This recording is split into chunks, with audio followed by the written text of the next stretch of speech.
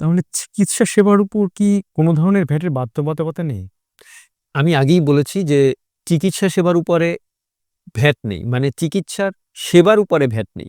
কিন্তু হাসপাতাল এবং ডায়াগনস্টিক সেন্টার সমূহ যেই সার্ভিসগুলো আমাদেরকে প্রদান করে, এই হাসপাতাল এবং ডায়াগনস্টিক সেন্টারের উপরে উচ্ছে কর কর্তনের বাধ্যবাধকতা রয়েছে। আচ্ছা, তাহলে যদি একটু বলতেন যে ভ্যাট অফিসগুলো এই হাসপাতাল বা ডায়াগনস্টিক সেন্টারগুলোতে কখন অডিটে বা নিরীক্ষার জন্য ব্যবস্থা গ্রহণ করে?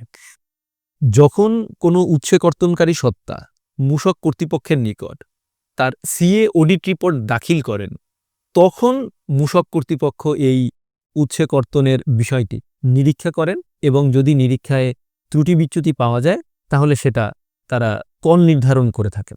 আচ্ছা, কোথায় উৎসে কর কর্তন করতে হবে এবং কত হারে উৎসে কর কর্তন করতে হবে? চমৎকার একটি প্রশ্ন করেছেন। আমাদের যে সকল হাসপাতাল এবং ডায়াগনস্টিক সেন্টার রয়েছে তারা আসলে বুঝতেই পারে না যে তাদের কোথায় উচ্ছে কর কর্তন করতে হবে। প্রকৃতপক্ষে তাদের সেবার উপরে কোনো ধরনের ভ্যাট নেই, কিন্তু এ ধরনের হাসপাতাল বা ডায়াগনস্টিক সেন্টার পরিচালনার জন্য তাদের অনেক ধরনের ক্রয় করতে হয়, অনেক কিছু ক্রয় করতে হয়। এই প্রত্যেকটা ক্রয়ের বিপরীতে তাকে উচ্ছে কর কর্তন করার বাধ্যবাধকতা রয়েছে। আমি আগেই উল্লেখ করেছি যে আমাদের উচ্ছে কর কর্তন বিধিমালা ২০২৫ এসআর নং ১৮২ এখানে বিধি ৩-এ ৪৪টি সেবার কথা বলা হয়েছে এবং সেখানে একটি নির্ধারিত পার্সেন্টেজ দেয়া রয়েছে। ওই সকল সেবা ক্রয়ের সময় ওই নির্ধারিত হারে হাসপাতাল বা ডায়াগনস্টিক সেন্টারকে উচ্ছে কর কর্তনের বাধ্যবাধকতা রয়েছে। খুবই চমৎকার! আপনি অসাধারণভাবে আসলে বিষয়টা বুঝিয়ে দিলেন যে কোথায় এবং কিভাবে এগুলোর উৎসে কর কর্তনের প্রতিপালন করতে হবে। আচ্ছা, উৎসে কর কর্তন যদি প্রতিপালন না করা হয়, তবে এই হাসপাতাল বা ডায়াগনস্টিক সেন্টারগুলো কি বিপদের বা সমস্যার মধ্যে পড়তে পারে? আমাদের দেশের অধিকাংশ হাসপাতাল এবং ডায়াগনস্টিক সেন্টার কর্তৃপক্ষের উচ্ছে কর কর্তনের বিষয় সম্যক জ্ঞান না থাকায় তারা প্রায় এই বিষয় নিয়ে জটিলতায় পড়েন। হাসপাতাল বা ডায়াগনস্টিক সেন্টার কর্তৃপক্ষ যখন মূসক কর্তৃপক্ষের নিকট তাদের সিএ অডিট রিপোর্ট দাখিল করেন, তখন একটি ভ্যাট অডিট হয়।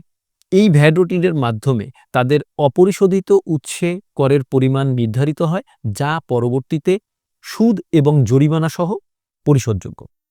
আচ্ছা, তাহলে এই অপরিশোধিত উৎসে কর কর্তন নির্ধারণের পর এটার ফলাফল কি হতে পারে?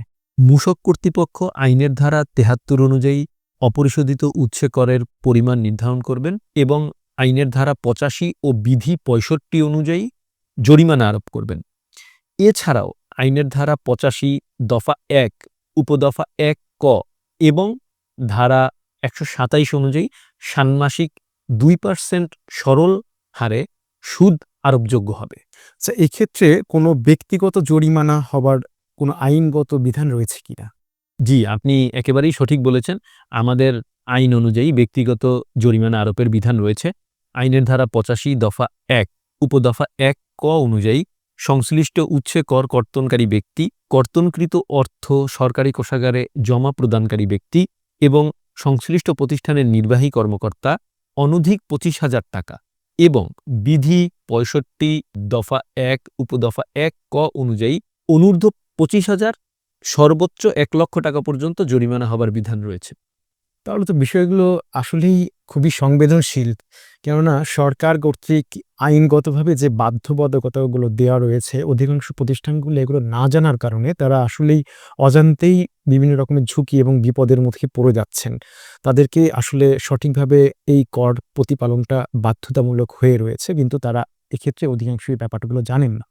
আসলে এই ধরনের প্রতিষ্ঠানগুলোর করণীয় কি? আপনি যদি একটু বুঝিয়ে বলতেন। আমাদের দেশে যে সকল হাসপাতাল এবং ডায়াগনস্টিক সেন্টার রয়েছে, এ সকল ডায়াগনস্টিক সেন্টারের কর্তৃপক্ষের উচ্ছে কর কর্তন সম্পর্কে জ্ঞান থাকাটা অত্যন্ত গুরুত্বপূর্ণ।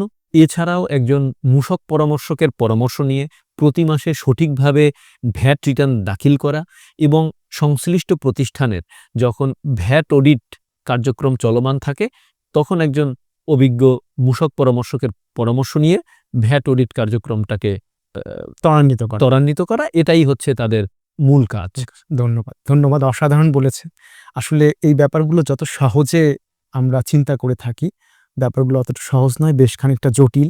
কেননা এখানে প্রতিপালনের কিছুটা জটিলতা রয়েছে এবং উৎসে কর কর্তনকারী সত্তা হিসাবে তার এই ব্যাপারে কিছু বাধ্যবাধকতা রয়েছে এবং সেগুলোর সঠিকতা নিরূপণেরও ব্যাপার রয়েছে।